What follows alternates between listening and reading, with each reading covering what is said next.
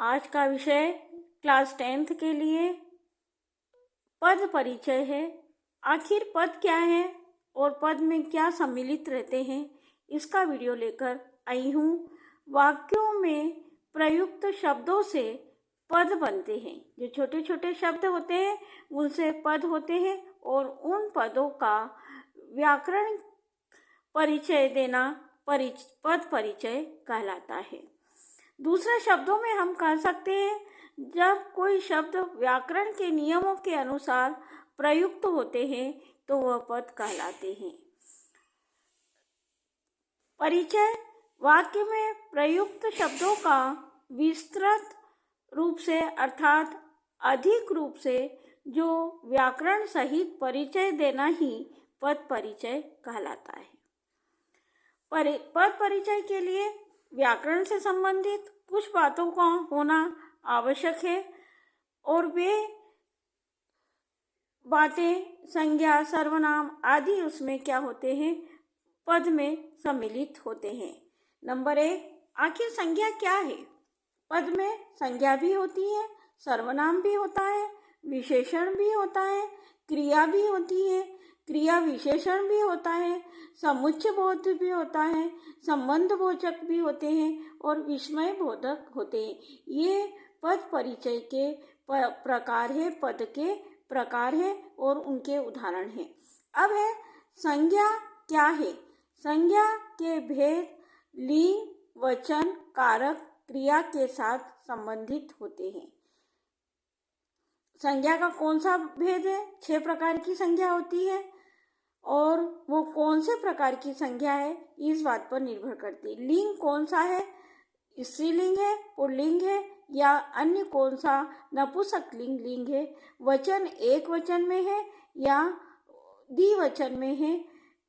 कारक भी उसमें सम्मिलित रहते हैं और क्रिया के साथ संज्ञा का संबंध होता है। नंबर 1। नंबर 2, सर्वनाम।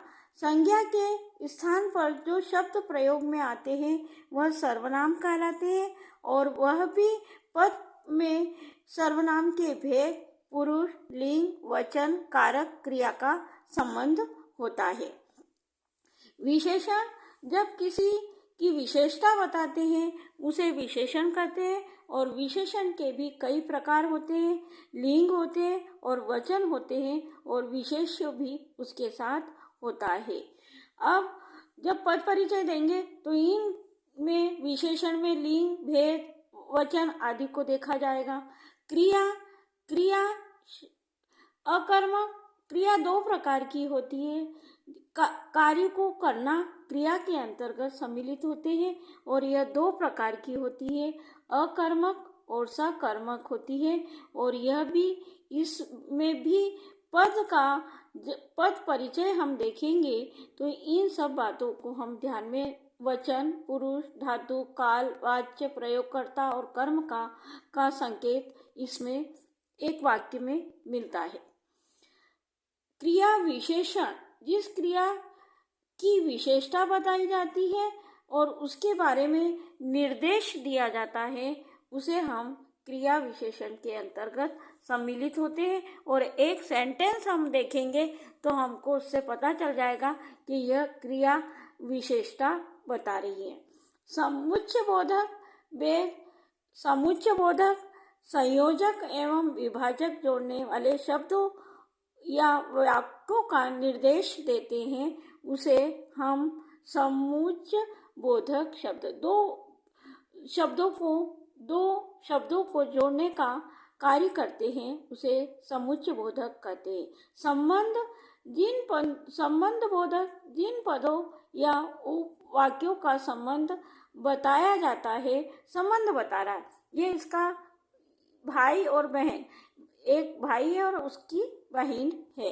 जिन पदों का उपवाक्यों का संबंध बताया जा रहा है उसे हम क्या कहेंगे? संबंध बोधक। विस्मय, अगर हम किसी बात को सुनते हैं तो या तो हमें भाव उत्पन्न होते हैं, जैसे कोई अच्छी बात सुनी हमको मन में प्रसन्नता हुई, कोई बुरी खबर सुनी तो हमारे मन में हमको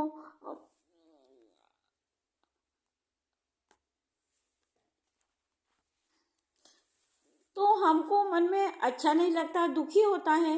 घृणा, किसी चीज़ को हमको देखकर घृणा आती है, किसी को देखकर हमको डर लगता है, विस्मय होता है, क्रोध आता है। ये सब विस्मय बोधक के निर्देश हैं। अब पद परिचय के कुछ उदाहरण हैं जिससे आपको पद परिचय आसानी से समझ में आ जाएगा। हम आज भी, ये पूरा सेंटेंस है, हम आज भी देश पर प्राण न्योछावर करने के लिए तैयार हो जाते हैं। हम यहाँ पर हम किसको बता रहा है? पुरुषवाचक सर्वनाम है ये और पुरुषवाचक है, बहुवचन है। हम यानी बहुत सारे, और पुल्लिंग है, उत्तम पुरुष है और कर्ता कारक है। देश भर में, अब इसमें आया है देश भर पर जातिवाचक, एक देश की बात की जा रही है, संज्ञावाचक है, पुल्लिंग है, एक वचन है और अधिकरण कारक है। हो जाते हैं सकर्मक क्रिया है। कार्य की क्रिया अकर्मक नहीं है, ये सकर्मक है और ये भी पुल्लिंग है।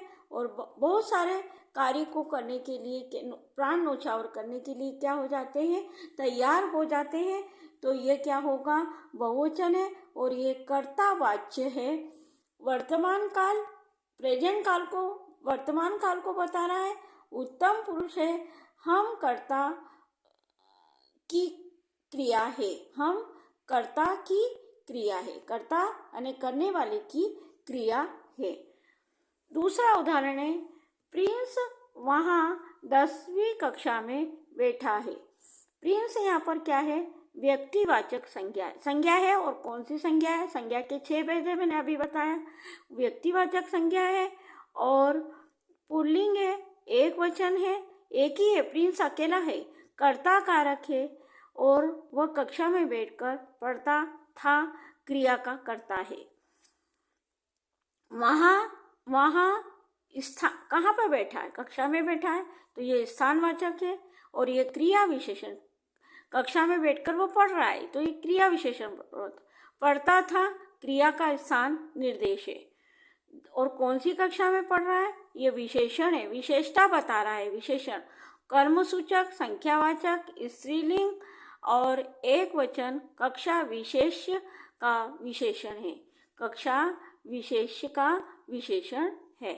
कक्षा में जातिवाचक संज्ञा है, स्त्रीलिंग है, एक वचन है, अधिकरण कारक है।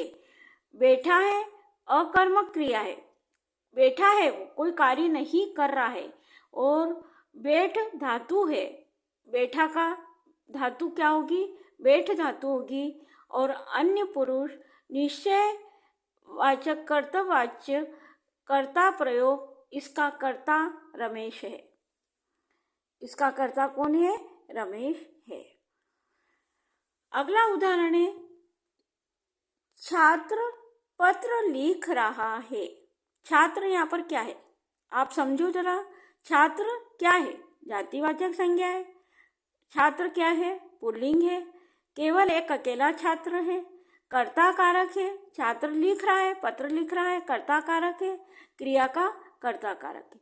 और पत्र, दूसरा वाक्य में आया, पत्र जातिवाचक संज्ञा है, पुल्लिंग है, एक वचन है और कर्म कार्य किया जा रहा है, पत्र लिखने का कार्य किया जा रहा है। लिख रहा है, ये क्या है? सकर्मक क्रिया के अंतर्गत आएगा। और एक अकेला छात्र लिख रहा है और वह भी पुल्लिंग है, कर्तव्यवाच्य है। अगला है, विद्यालय जाकर कुछ तो पढ़ोगे। विद्यालय जाकर कुछ तो पढ़ोगे। अब विद्यालय क्या है? एक विद्यालय है, जातिवाचक संज्ञा है, और एक अकेला विद्यालय है और ये पुल्लिंग को संबोधित करता है और कर्म कारक है।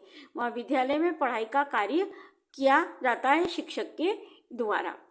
जाकर पूर्वकालिक क्रिया है, रीतिवाचक क्रिया विशेषण है और कुछ शब्द अनिश्चयवाचक है, कोई निश्चय नहीं है, ये सर्वनाम में आएगा।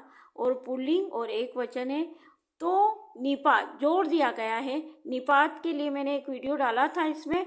तो निपात जिस शब्दों पर जोड़ डाला जाता है तो उसे निपात आया है यहाँ पर। और पढ़ोगे, कुछ तो पढ़ोगे, तो पे जोड़ दिया गया है, इसलिए ये निपात है।